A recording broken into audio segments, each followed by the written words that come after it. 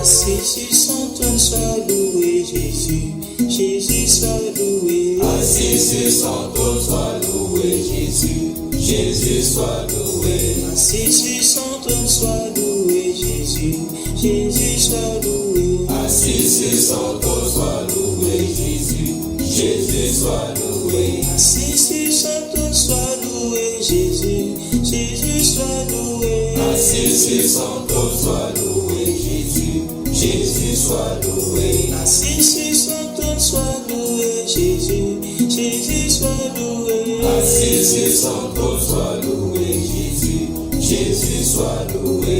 Hosanna, alléluia, Hosanna, alléluia. Hosanna, alléluia, Hosanna, alléluia. Hosanna, alléluia, Hosanna, alléluia. Hosanna, alléluia, Hosanna, alléluia. Hosanna, alléluia, Hosanna, alléluia. Hosanna, alléluia, Hosanna, alléluia. Hosanna, alléluia, Hosanna, alléluia. Hosanna, alléluia, Hosanna, alléluia. Hosanna, zambe kumama Yahweh, Yahweh kumama. Hosanna, zambe kumama Yahweh, Yahweh kumama. Hosanna, zambe kumama Yahweh, Yahweh kumama. Hosanna, zambe kumama Yahweh, Yahweh kumama. Hosanna, zambe kumama Yahweh, Yahweh kumama. Hosanna, zambe kumama Yahweh, Yahweh kumama. Hosanna, zambe kumama Yahweh, Yahweh kumama. Hosanna, zambe kumama Yahweh, Yahweh kumama. Hosanna, hallelujah, Hosanna, hallelujah. Hosanna, alléluia, Hosanna, alléluia.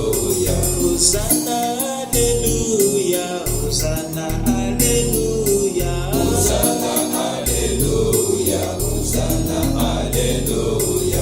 Hosanna, alléluia, Hosanna, alléluia. Hosanna, hallelujah, Hosanna, hallelujah. Hosanna, alléluia, Hosanna, alléluia. Hosanna, hallelujah, Hosanna, hallelujah. Hosanna, alléluia, Hosanna, alléluia. Assis sur son trône, sois loué, Jésus, Jésus soit loué. Assis sur son trône, sois loué, Jésus, Jésus soit loué. Assis sur son trône, sois loué, Jésus, Jésus soit loué. Assis sur son trône, sois loué, Jésus, Jésus soit loué. Assis sur son trône, sois loué, Jésus, Jésus soit loué. Assis sur son trône, sois loué, Jésus, Jésus soit loué. Assis sur son trône, sois loué, Jésus, Jésus soit loué. Assis sur son trône, sois loué, Jésus, Jésus soit loué. Hosanna, alléluia, Hosanna, alléluia. Hosanna, alléluia, Hosanna, alléluia. Hosanna, alléluia, Hosanna, alléluia.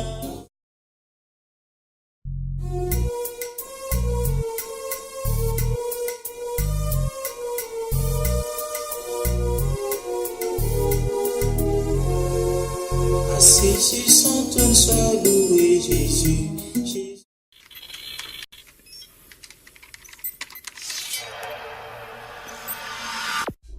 Puisque l'approche scientifique ne permet pas de trancher la question, il faut se tourner vers d'autres indices pour trouver la réponse. Le premier signe est en rapport avec la Bible. Pour beaucoup de gens, ce best-seller mondial numéro 1 est juste un livre religieux parmi d'autres. Pourtant, ceux qui prennent la peine de le lire se rendent assez vite compte d'une caractéristique surprenante. Son unité, sa cohérence. Bien que sa rédaction ait demandé 1500 ans, elle nous dévoile un propos cohérent qui s'est construit progressivement au cours des siècles et qui apparaît au final comme un édifice impeccable, majestueux, et qui dépasse totalement ceux qui l'ont construit. Des premières pages aux derniers mots, elle est centrée autour d'un même sujet, la connaissance de Dieu, le Messie et le plan du salut divin pour l'humanité. Pour celui qui ne connaît rien à la Bible, cette affirmation peut paraître un peu fumeuse. Pour lui, c'est juste des mots, des concepts abstraits, de la spiritualité, sans rapport avec le monde réel.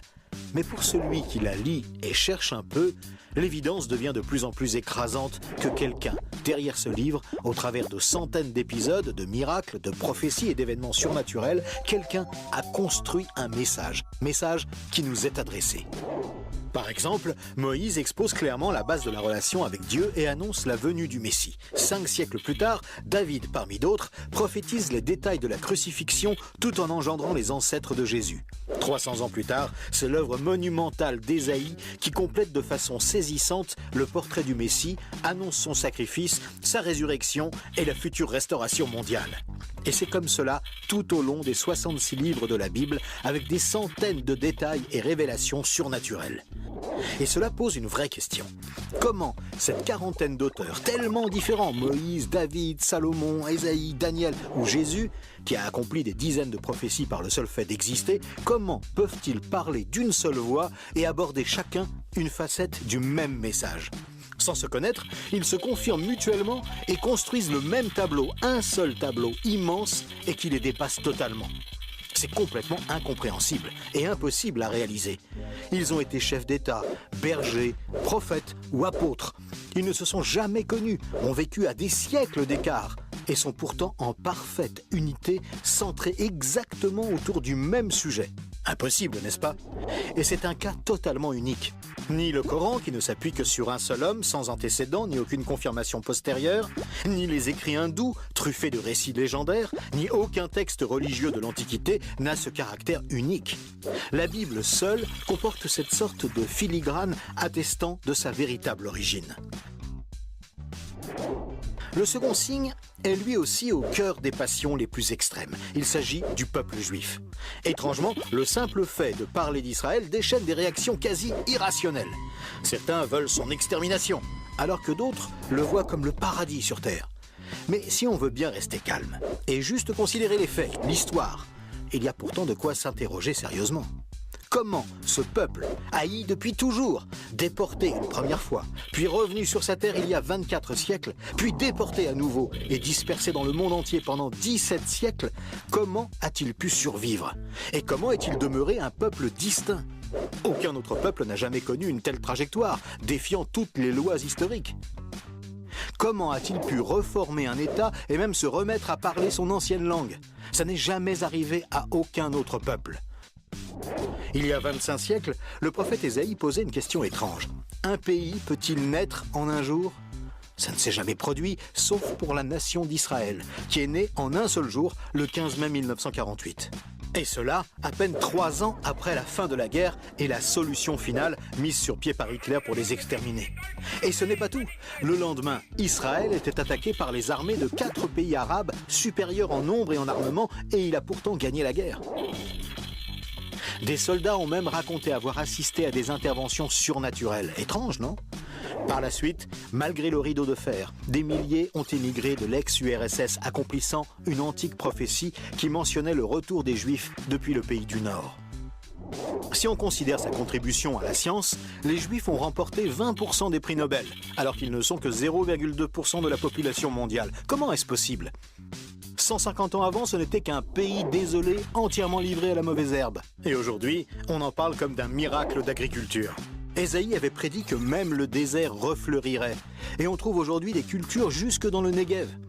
Interrogé par le roi de Prusse, Frédéric II, qui lui demandait une preuve de l'existence de Dieu, son chapelain lui avait répondu « Les Juifs, sire, les Juifs ». Et d'où vient la première religion mondiale? De Jésus, un juif, dont l'enseignement, la mort et la résurrection continuent à impacter en profondeur la société humaine. Évidemment, ce peuple est loin d'être un modèle, et il a souvent sombré dans la corruption. Mais la Bible déclare que Dieu en a fait un signe parmi les nations. Qui pourrait dire le contraire? Pour terminer ce bref survol, une considération d'ordre moral. Encore un sujet tabou et pourtant...